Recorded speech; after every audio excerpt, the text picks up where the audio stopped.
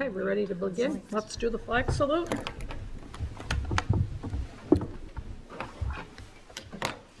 I pledge allegiance to the flag of the United States of America and to the republic for which it stands, one nation, under God, indivisible, with liberty and justice for all. 7:33. Public input statement for me. Oh, yes, sure. We have two sessions of public input, one at the beginning, one at the end. The beginning session of public input is limited to 3 minutes per speaker. Topics include a wide variety of things except for personnel matters. It's also restricted to folks who live within district. However, the chair can make an exception. Nice job. Do we have any public input tonight? Thank you for letting me do this. Thank you so much for doing it. Yes, my pleasure. Okay, minutes of January 17th, when I find them. A long time ago. Didn't she miss us? Oh, yeah. I remained a mister through the whole thing, and I'm very happy about this. Nice. Yes, it's very rare. Anybody have any corrections? I found nothing. Anything? I did not. Pretty short write minutes, this down? actually. It's perfection. Yeah. Jen and I sit and go over those things. I know. And What? there's usually, Jen and I sit and go over those, Oh. and there's usually one thing someplace, it's like, how do we both miss that? I'll make a motion to accept the minutes. Okay, second. I'll second. Okay, all in favor of accepting the minutes? 7-0.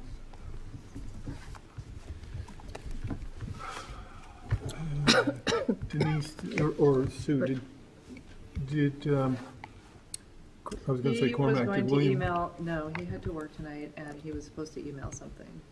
do we know, do you have an email? I have nothing, No, no. she does not, All right, so. okay. Okay. All right, so then, Maine DOE McKinney-Vento grant, $25,000. So we applied for a McKinney-Vento grant through this Department of Maine, Department of Ed through Maine. It's a federal grant that gets filtered through the Maine folks. We applied once in August, and then they took back all the applications and made us reapply because of some logistical issue. And then we were supposed to hear sometime in October and sometime in November and sometime in December. We finally found out that we received $25,000 to work towards the homeless education piece. So the funding will go towards some community outreach pieces. It'll go towards transportation, because transportation is a big part of our expenditures in terms of our homeless education. We also have set aside a contract with the Ryan Home for $5,000 to go towards some of the reunification pieces that we're doing, the host family work that we're doing, developing procedures, and so all of that is all in conjunction. So $20,000 will be spent right in the district MSCD 60, and the other 5 will be contracted out to the Ryan Home. So this will run from March 1st till December 31st, and then we'll be able to be eligible for reapplication for a little bit more money in the new year, hopefully. Till what, Okay. through what date? This goes through December 31st of 2019, and then that makes us eligible for the following grant opportunities. Do we have to vote on this to accept it, or we just have? No. Nope, I don't think so. Okay, good. Kudos for that. All right, I've got a question before we move on from that. I thought the Ryan Home Project was a separate entity. Can grants that come to the school go to that? Yes, because we can contract with that separate entity, which is what we're doing. Okay. So we could contract with Spur Inc. or Sweets or anybody else to provide services. We can contract with another entity. And it's homeless status that we're talking right. about, That's what which it's is for. yeah. So I just request that you might send the fundraiser options out a little bit early. By the time I see them, they're gone by. That would be, sure. I've been trying to keep up, but Terry's been helping me put stuff on BCTV and all that stuff, and I do send things, so it depends on how often you check your your district email. I think that's a part of it. So why don't you send me an email address that actually you check more frequently, if that's possible? Oh, I could. So, because I try to send them out I try not to kill people with too much fundraising, honestly, but I do try to get the information out as much as I can. Okay. Thank you. Financial summary. So that went out in your board packet. There was the financial summary for as of December 31st and the one as of January 31st. One thing that I would note in there is if you looked at the revenue category, you'd say, hey, wait a minute, there's 75% of the funds under other. Why is there 75 instead of we're halfway through the year? We're more than halfway through the year. Shouldn't that make a difference? There's a couple of things. One is that the special education tuition that is received by the district from outside placements, that doesn't hit until this month. So there's one piece. Also, spring sports. The sports fees obviously will come later. And then we have some shared administrative positions with MSED 35 that will hit fairly shortly. And then lastly, there's a double hit in here that offsets each other. In the revenue category under other, where it says 75%, and then under the career and technical education expense category, it says 70%. That's known as the Chef Kuchar rule. We put into our budget last year that we would be receiving funds for Sanford for Chef Kuchar. The program, for the school year, the program was only here for half a year. So you see him hit on one side and hit on the other, so they negate each other. So we just call it the John Kuchar rule for this year. Any questions on that? Okay. Facilities update, that's not going to take 20 minutes, at least that's what you told me. Yeah, it's 5 minutes probably. First off, we have, as people may be aware from news, is that there's likely to be mandatory pre-K in 2 years. So when we do the facilities planning, we're making sure that we're addressing that issue as well. We have we're on target right now for a November 2020 referendum, but that's to the public. We also are doing our DOE procedures. One of the things we've just done is released a request for architectural proposals, an RFP, and we've received some responses back from that, from companies we expected to see them from. One of the things we have to do right now, though, is lock in on portables. Regardless of whatever the budget that the board decides, we've got to build in $54,000 for this coming school year for the rentals for they're $18,000-ish per portable, and we've got one for each of the 3 schools. So we just need to make sure we'll continue to put that forward to the board about whatever cuts happen while we're figuring out where the budget actually ends up. This is something that we've got to do because we have to reserve those portables now, and that locks us in. So even if the board later on says, well, we can't afford that, we're going to pay for them for 4 years. So I have a question. You said we're not going to go to referendum until 2020? the referendum itself would be November of 20. So On the bonds, or what's the rough? Yes, yes. Going to take that long to get? Yes, yeah, because right now, you think about it, so you have to be in the 6-month cycle of the main bond bank. So it's either we're going to go with the June referendum, or we're going to go with in the following year, or the November referendum in the following year. And right now, the DEP information that we get back from the state is non-existent. They do not have a person in that role, so there's no action being taken on the request for DEP approvals is stacking up in Augusta. No person to do it. So 2020, the referendum, and if everything passes, That puts us on a 6-month window to get those projects going. to get the projects going. Yes. So we would still be within the 5-year timeframe Yes. that we've talked about. Yeah, we'd be within the In 2 to the 3-year time frame that we're talking about with the other 2 schools, and we'd be within the 5-year time frame we Okay. talked about with Lebanon. Okay. I have a question about the mandatory pre-K.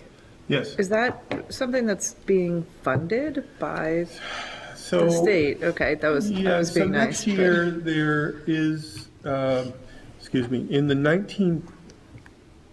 2019-2020 budget, there is, I think it's 59 million, something like that, that's going to be additional to the budget that will come from the governor's rainy day fund. That's, I think, currently at a little over $1 billion in funds. So in the 2021 school year, there will be $98 million, 89 or 98, several $1 million that will be available for 2 things that a couple of things governor's focusing on. One is raising the minimum teacher pay across the state to $40,000. And the second one is, 3 things. Child development services, moving into all schools for 3 and 4-year-olds, means you have to have places for students, and pre-K. So that would be a factor that would be picked up at the cost, initially at least, by the State Department.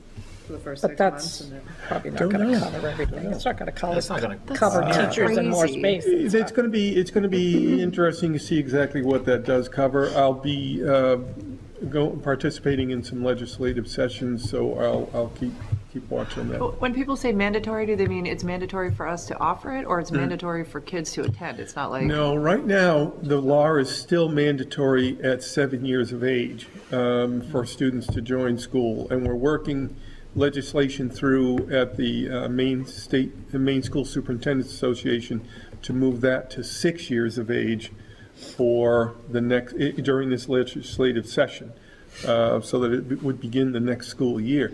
Because as we've talked about, at the end of the 3rd grade, if a student is a year below grade level in reading, they have a 50-50 chance of graduating from an American high school, no matter what interventions you're using with 9,000 or 10,000 hours left to work with those students.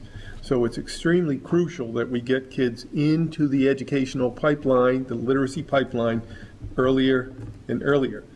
It doesn't mean it has to be hard, grueling stuff for kids. It can be a great deal of fun. I mean, But you we don't got to think get that them in. people are just holding their kids back for sort of the opposite reason? So I think that parents who, there's a lot of information that shows that sometimes parents are holding kids out so that they're going to be on the older age Right. of the school, but they're holding them out till 6. They're not holding them out till they're 7. A student who starts at 7, that's going to be a real uphill battle. Students who start at 6, people are doing it as a choice for a different reason. It's not that they don't want their kids in school. It's that they're looking at it saying, my child will benefit from having another year under his or her belt at a preschool setting than going into and starting the 13-year process. Because I can say that I did that with one of my children, because when we went to the screening, she would not talk to a single person there, so I couldn't even do the screening. So she was obviously not socially and maturity-wise ready.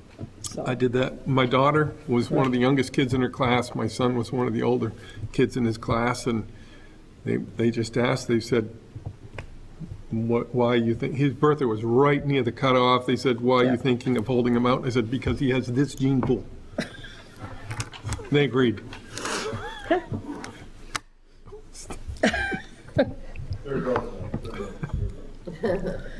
Okay, we all set with one in that? my family that was born the day before the cutoff. Oh, so you got a 50-50 job. Yeah. How'd I do with my timing? You're at 7 minutes. I told you, you can never do anything in 5. That's because people asked you questions, so I will give you that. That's true. I will, okay, no more questions. No, I'm kidding. You can ask questions. All right, policy first reading.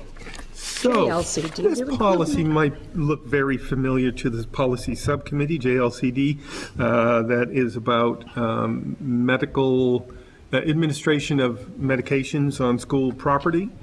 As of January 2019, brand new release, Drummond Woodson sample policy in cooperation with Maine School Management, substantially different. So we will revisit that as the law requires. Substantially different. Jen and I started looking down through it to highlight the pieces that were,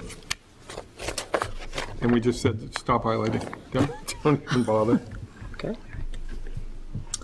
All right, Blizzard Bag Pilot Program for next year. So I've talked about the Blizzard bags a little bit. So there's two names that this is going by. One is Anytime, Anywhere School, and the other one is Blizzard bags. And there are some stipulations for those. I'm gonna draft the calendar that has at least two of these Blizzard bag days built into it as a pilot for the district. The school board must vote on the use of those days.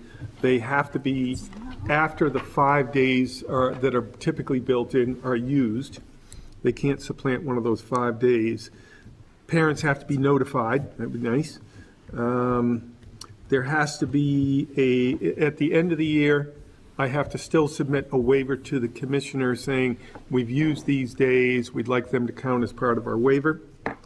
It must be age-appropriate work that goes home. It has to be timely. So that means that somebody can't say, I go over to this bag and I say to kids, this is a bag that we've had set up for the last 2 months. This is what we're going to use today. So it has to be timely within the curriculum, and it must include an accountability expectation. So no different from a regular day for a student, just done it outside of school. It has to include the ability to speak with one or more educators during the hours when school would normally be in session. People can set office hours. Do they have electricity or don't they? I'm not asking people to share their phone numbers, but I am saying that they could have office hours and have a Google Doc or email communication going. I think that's very easily workable. And if it includes an electronic component, you have to figure out a way to level the playing field.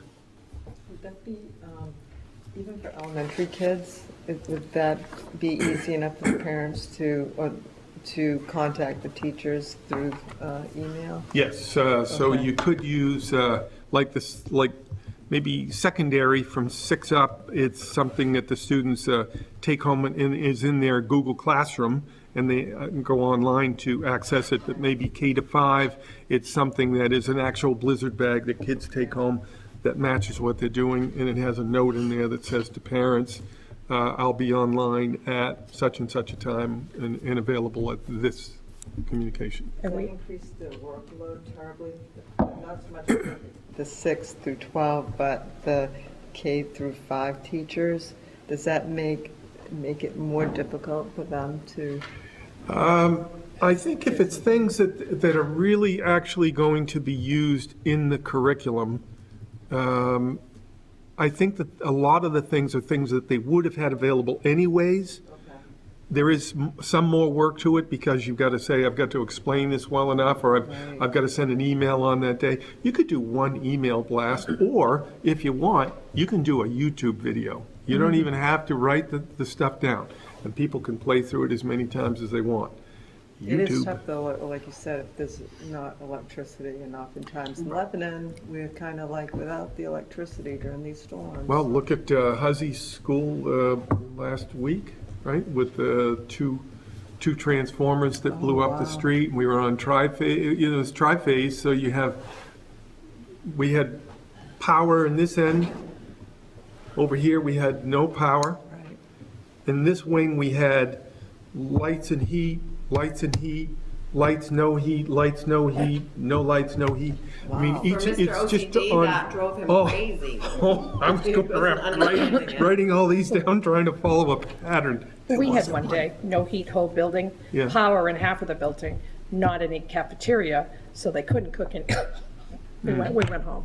Yeah. It was just, Yeah, and we figured that both boilers were out, and if they did a restart, there was a potential for, if they primed those, there's a potential for an odor to go through the school. So we did an early release.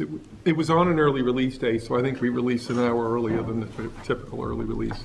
And we used it as a drill, and it went great. It went great. People at Huzzy, the staff there did a phenomenal job, and then they went to Knowlton for the afternoon to finish out their work. That went great. so just one more question about the Blizzard bags. What percentage of kids have to use it for it to count as a day? Isn't there a percentage involved? Well, it's the same as attendance for a day. So if you have 50% plus one, you're good to go. All right. Maybe we don't tell the kids that. Maybe Right. you run that back, Terry. and- Yeah, Maureen, they're not you gonna got- play Russian is that roulette with on? their attendance. Yeah, we can all sit and watch this.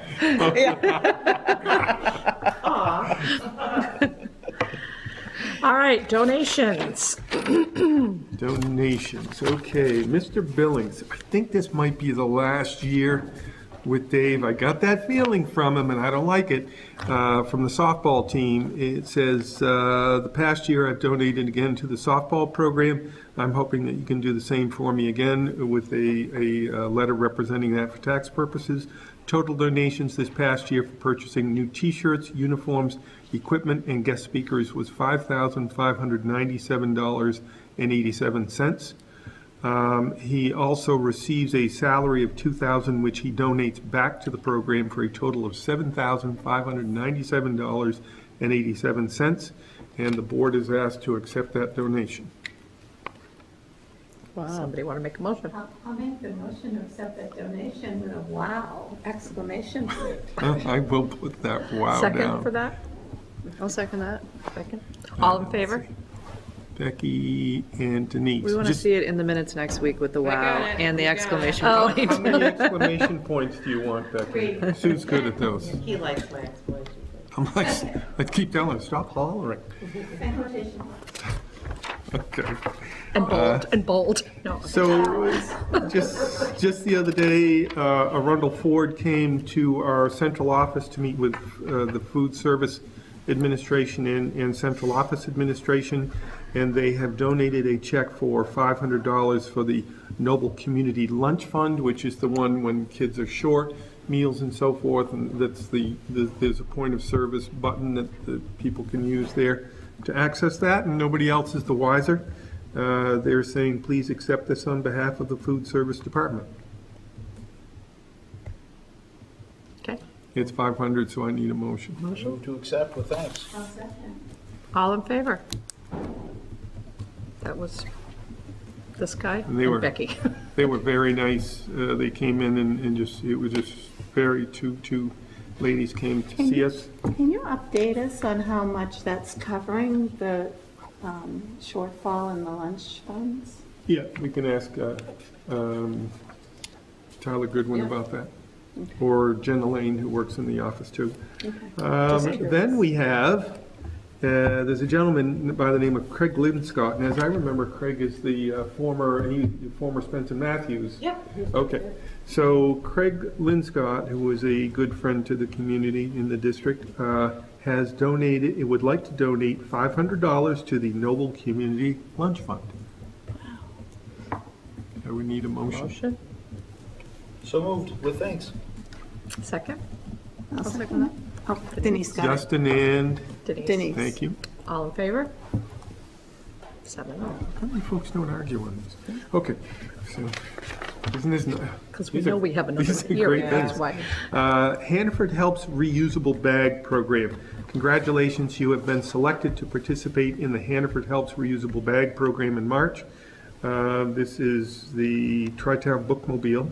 Every time a reusable bag is sold at the Hannaford store located at 23 Summersworth Road, just down the road, Tri-Town Bookmobile will receive a $1 donation for the month of March. So that's just a notification. Cool.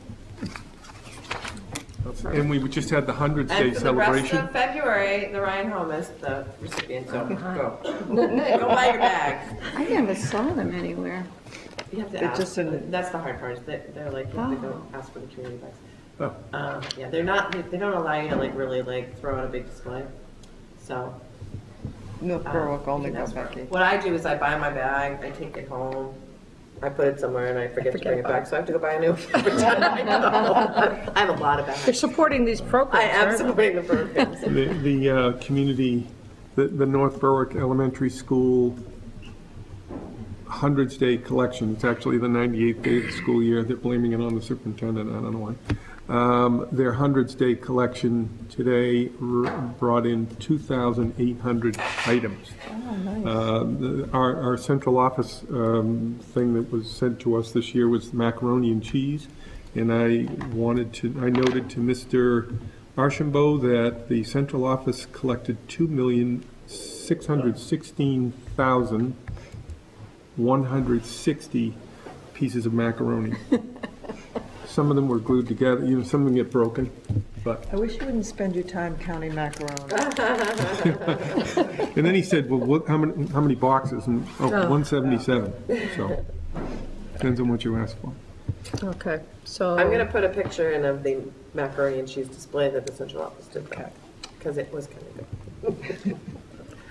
All right, are we on to the sabbatical proposal? Yes, so this is the only proposal we've received to date, and it's by March 1st, so it meets the requirement. And we're Heidi Early-Hersey, Aaron Dixon, who's our health coordinator for the district, and Heidi, of course, curriculum, and Mr. Finley support this. It is a sabbatical for Darcy Goulet, who's in the physical education program. I believe that this was attached to your packet so that you could read a lot of the detail.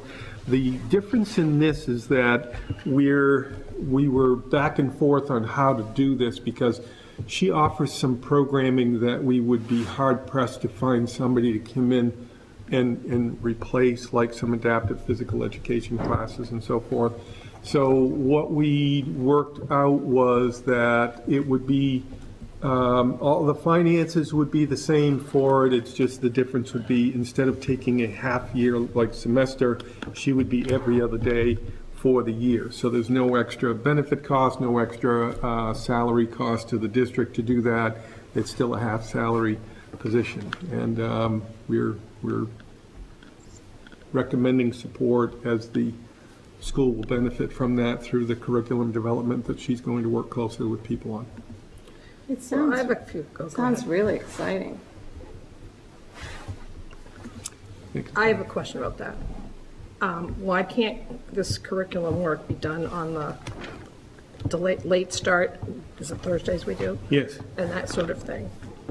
So what happens is, physical education is such a small department, if you think about how many people you have in a school that do that job, and they only get 1 day a year to work as a physical education and health complete department, and that is on the early October day when SRTC is canceled. Because the first 2 days of the school year, we have whole district work, and the second day, we have school-based work. Then the last day of the school year, we have school-based work.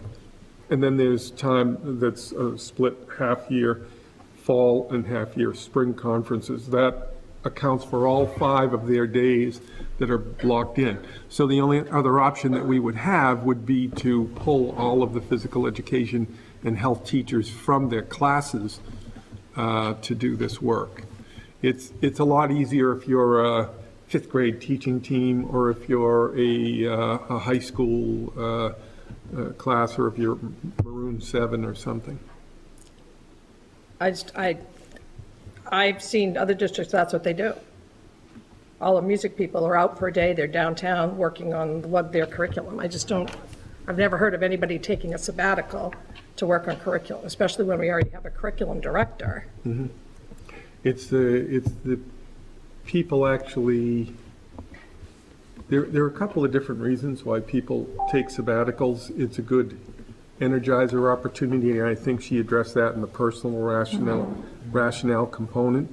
And she's been a quality employee for the district for a number of years. I can't exactly say how many because I don't recall. But, so there's one piece of it, 25 plus years.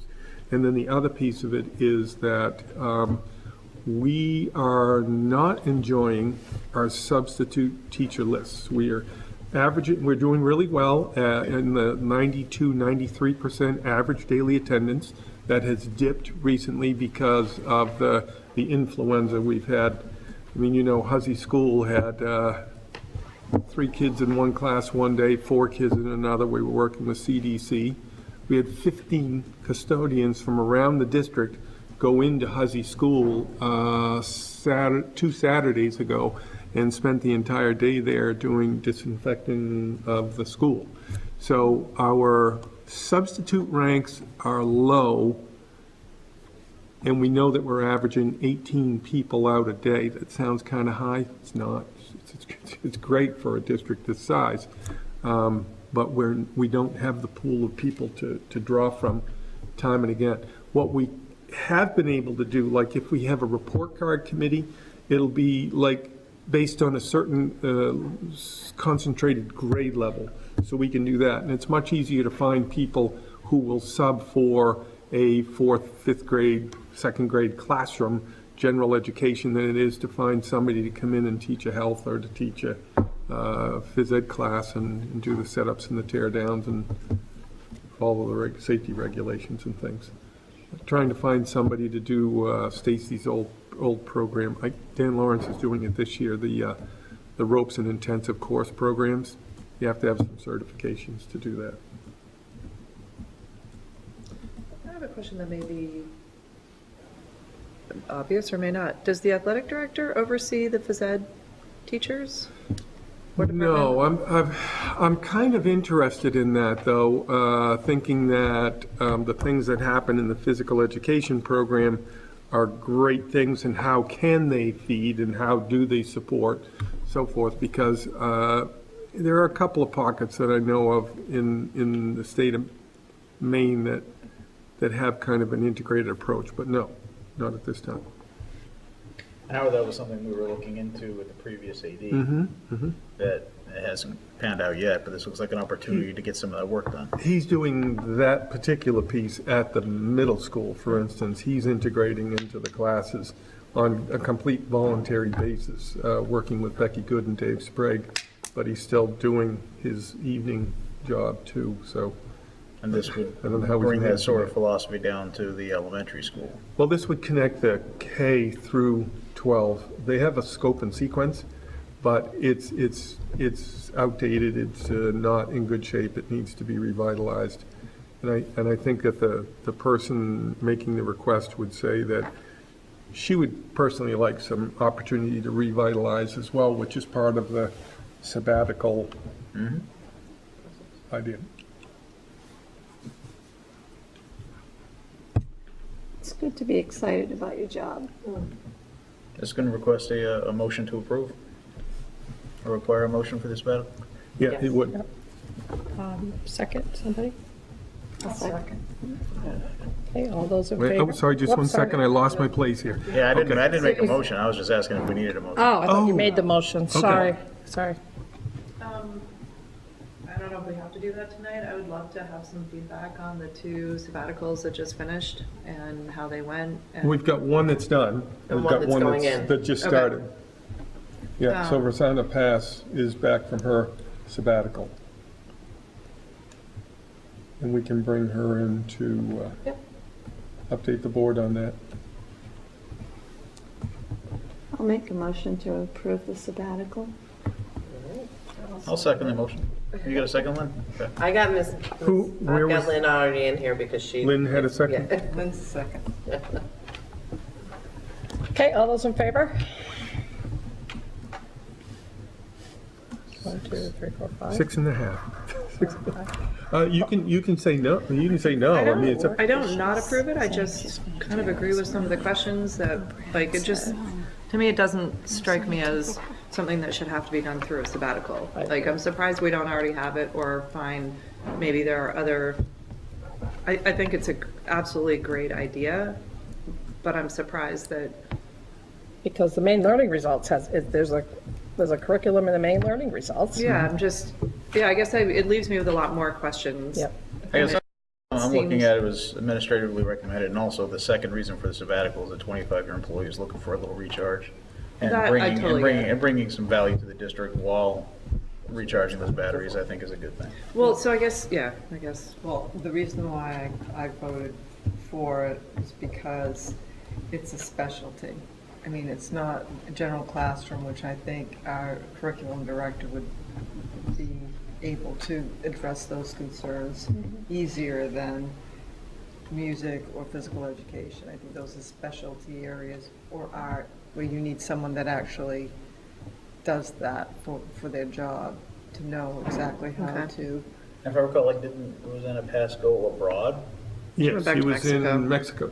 Yeah. Costa Rica too? I forget. No, she went. No, she was no, at home in Mexico, where she's Mexico. from. Okay. I think the reality is that even though she'll be working half-time, she's going to be spending a lot of time with teachers in various schools and putting together that scope and sequence that's linear and yet broad. Yeah. It's an art form. Yeah, so even though we're talking about a halftime sabbatical, when Rosanna went to her halftime sabbatical, she went.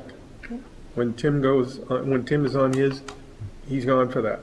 She's still going to be working with teachers in the schools. And she thinks she's going to be able to do the recharge that she needs, but Yes. still be in the school every day, Yeah, not every day, not every day. every other day. I would say that what she's going to be able to do is meet with some people, like she can meet with the elementary folks during, she can get them together during a Thursday, and she can take that work and work online with it, and do a lot of that work from wherever she feels. I don't care if it's Panera, but I think she's going to be able to do quite a bit of work and share back with people, which will give them during their professional learning community time, materials to focus on related specifically to the curriculum. So. Did we get Do we need to re-vote or not? We didn't get. I mean, I'm good. I think it sounds like an amazing plan. Sounds like a lot of work. So how many people do we have in favor? Six. Six. Yeah. 601? Yes. Okay. No, where the heck was it? Here it is. So I had Becky made the motion and Lynn seconded it, and it's a 601. Right? Right. Okay, I got it. Who abstained? Nancy, no abstains. No There's abstains. 7 people. We had one no vote. Oh, okay, Yeah. I didn't see that. All set. Okay, next. So, new hires, a gentleman who works in our district by the name of Keenan Blindo, and I always have to ask him if it's Blindow or Blindo. He says it's Blindo like window, and he has his background from Husson College, his bachelor's of science. He is he has an extensive coaching background. He is a physical education teacher here for regular education programming. I have to think because we hired 2 people last year.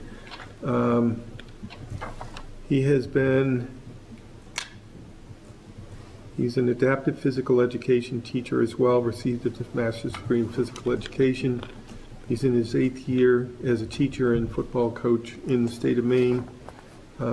He's also been a head track and field coach at Bangor High School, varsity assistant head coach, defensive coordinator for Noble previously, varsity assistant defensive coordinator at Gardner High School, What is he being hired for? varsity coaching position. So he teaches here at Noble. He does. He's here in the high school.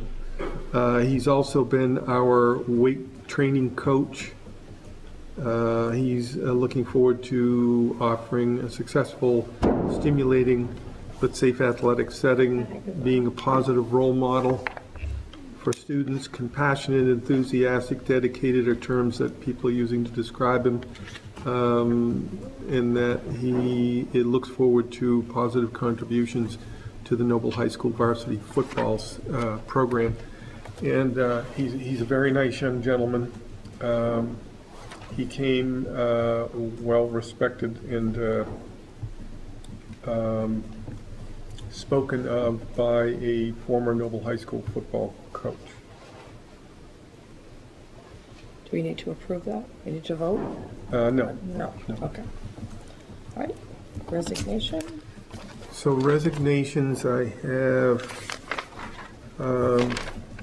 this one just came to me today. I didn't know anything about this.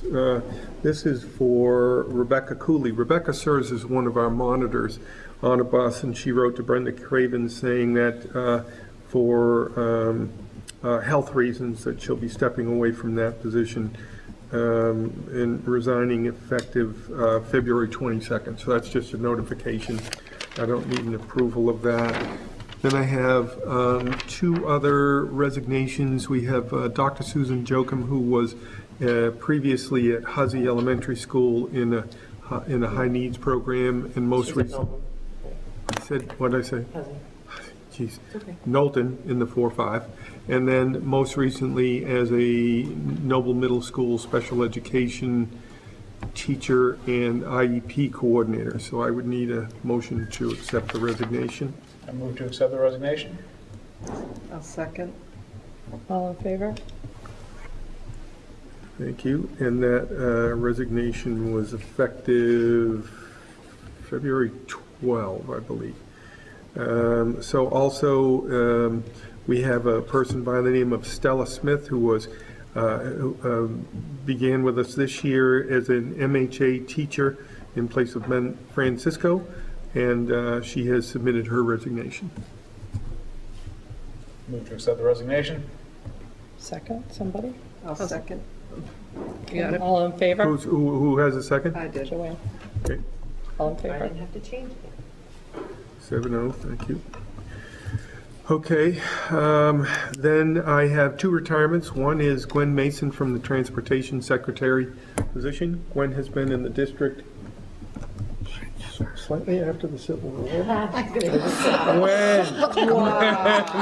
Wow, that is, Gwen, I really hope you get a chance to see this. that was mean. I didn't mean the Civil War from the U.S. There was one in another country, I heard. Anyways, it was just a couple of weeks ago. Stop now. Here's the- You're behind, okay? Gwen, The Berwick, North Berwick, Lebanon one. put the shovel down, yeah. So Gwen has been with the district an awfully long time, and she's just, I was over there the other day just chatting with her, and she's a big smile on her face. I said, yeah, you've got a little lightness in your step going right now. So Guess what she won't be having next time she sees you? no Smile on her face. snow days. So she won't be. No. They don't. What's that? I'm gonna email it to her. You zeroing in on the, yeah, okay. So I can't wait to chat with her tomorrow. The other one is that I would need a motion on is Fern Brown is the director of our Excel program. And we tried to convince her, we said, look, 94 is still young, so would you please? You know what? I'm gonna have to use this tonight. I meant she was born in 1994. So, You know what, Steve, you guys. See, this is the meeting's too long. You've just gone over the edge. all right, so Fern Brown, I really don't need to tell you a whole lot about Fern. Fern was a long-time Sanford teacher, instructor, and she has been a marvelous leader for us here in our program as well as teacher, highly respected. She has still has those great connections with kids that you just look at and go, how do you do that? Yeah, and she is, she and her husband, Elmer, he's retired Secret Service, and, oh, that was a secret, I'm sorry. But she is, she's saying, you know, it's good timing for me to step away and take on some other challenges. She's also the state Odyssey director, president, has been doing that for, I don't know, 20 years or something. Fern has full-time jobs everywhere. I know Fern has had a dramatic impact on my daughter's academics. as well as Camden with Odyssey of the Mind, bringing a young boy who struggles with grades out of his shell and to do things in a different way. And she's just been an absolute treasure to my family. And I'd like to make a motion to accept that retirement with great, great things. And I would, well, I'll second that, but I'll second also what you just said. Huge impact on kids that are radically different from each other. Yeah. Nice. Those are Okay. great tribute. All those in favor? Thank you. So, Do we are there have- any segments you can cut out of that, or They really Public need record. they know I'm going to be chatting with them tomorrow? Public Joanne. record. Do you have much other? Because what time is our thing supposed to be? Check on that other, Is it supposed to be at 8:10? no, it's supposed to be at 8. Oh, because it said that this gets done at 8:10, so I figured that's. Oh, Okay, maybe that was just, it. I'm just gonna go check in with them. Very briefly, the board received a letter from a student by the name of Chloe Steinhorn about the use of straws, and I've already had. I didn't get Oh, that. you didn't? It's, Well, right it's an envelope that I handed out. Oh, this one right here. Oh, okay, It's the one sorry. that came out tonight. Rebecca, did I give you a copy of yours, the letter? Oh, okay, I have yours in the bag. And what it's about, it is very, very nicely done letter that indicates the work that they're doing on persuasive letters at the middle school. She has really good statistics, very clear citations and so forth. Love that. She also states the how long it takes for these straws to, the use of straws every day and how long it takes for a straw to break down. And she's saying, kind of like, can we just go straw-free, like other states from across the country? So we're working with food service on that. Then I received Are we really actually taking steps on that? Because I would very much like to see Yeah, us so pursuing. there's two levels of steps that we talked about. One was some paper straws, because there are certain things that we have, like the juices that we get for the little kids. Yep. You have to jab a straw through that, and we don't know yet if there's a paper straw on the market that will allow that jab to go through that. And we certainly don't want to say, well, let's just give the kids plastic cups to pour it into. So, that wouldn't work so well. The other thing is, do we really need, is there some law that says we're required to provide students to drink milk? Do you really have to have a straw for milk? So we're working on that. I think paper straws is a really good alternative for most applications. I'm sorry? Maybe not for your juice boxes, but paper straws are a pretty good alternative. Paper straws, and if we don't need straws, no straws. Right. Yeah, I mean, no Most- straws is great. They have other forms of compostable ones. Yeah, most know of if the we're kids doing at the any high compost. school, they don't grab the straws anyway, Like secondary. 99% of them bring them in from Aroma Joe's, so I think they're, I just They bite can the hang end on off to of a Twizzler. That's a good point. It's a great straw. The second letter that I received was about really affirmative action Title IX stuff. This was from from Concerned Squires. And I've got maybe 25, 35 signatures from middle school students about, it's kind of interesting because it talks about things like the average NBA player makes $6.4 million, and in the WNBA, they make $72,000. I swear I have no control over that. But there are other things in here. It talks about which teams get to use which schools and what's the practice schedule and so forth. So we definitely can look into that piece.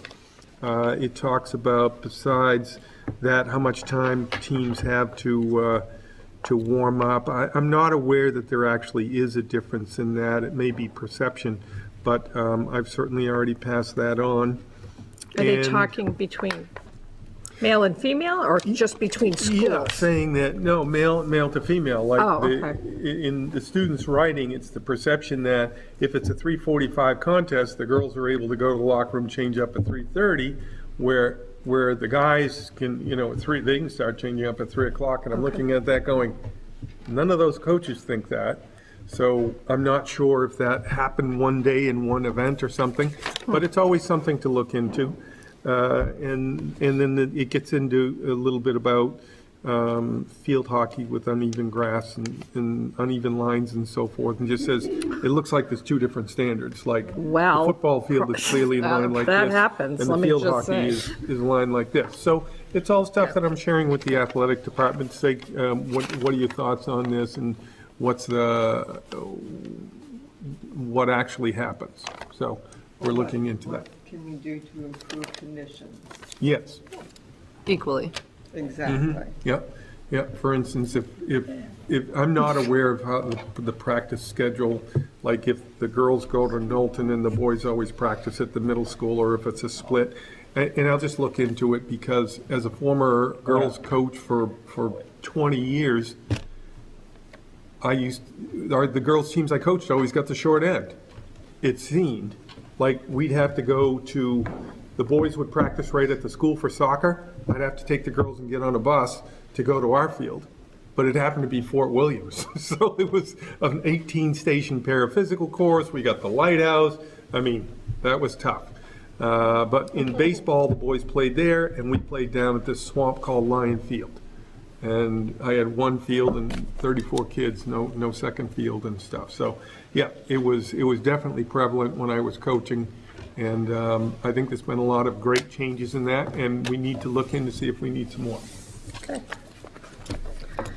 Do we have any other public input tonight?